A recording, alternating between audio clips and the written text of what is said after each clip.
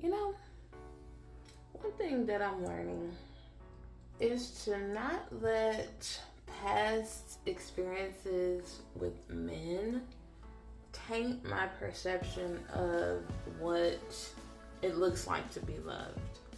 With me specifically, I noticed that I would get my hopes up, and a lot of times, especially in dating relationships, my hopes would be let down. You know, we wouldn't go on that activity, we wouldn't go to that movie, we wouldn't go to that restaurant.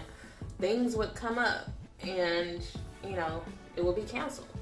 And after this would happen so many times, I started to have no expectations when it came to the date. I was like, well, if it happens, great. If it doesn't, great.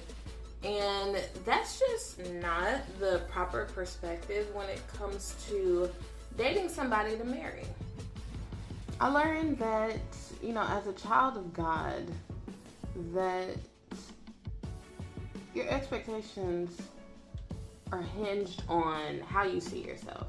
If you truly believe that you are God's creation and that He loves you and He made you specifically and uniquely to do a certain thing on this earth, then you're going to expect the person that you date and marry to hold that same standard. Like, you're not going to be okay with low expectations. You're not going to be okay with consistent flaking. You're not going to be okay with consistent letdowns. I truly believe that God wouldn't send somebody to you that would continuously do that. And so I had to ask God, I don't know what it looks like to be properly dated by a man.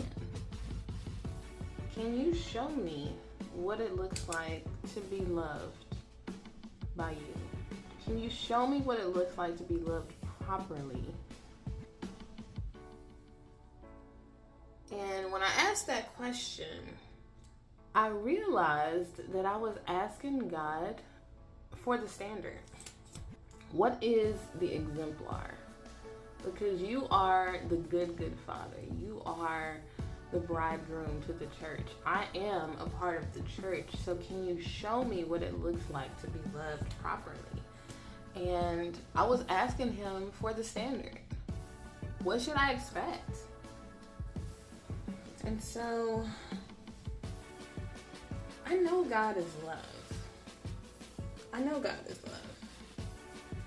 But I wanted to see the application of that. Like, how does God love us? How does it look? So I challenge you, when you are feeling like you have low expectations, whether it's, you know, with a job, with a spouse, with the boyfriend, with just your life in general, like you might feel like your expectations are really low. I would ask God, like, God, what does it look like to have high expectations in this area? So I'm not gonna let any past relationships determine what my future relationship will look like. I'm letting go of anything that happened that was disappointing, was upsetting, that let me down, because it wasn't sent by God if that was the case. Not continuously and purposefully. And so I'm going to go test it. I'm going to go see what it looks like to be properly loved.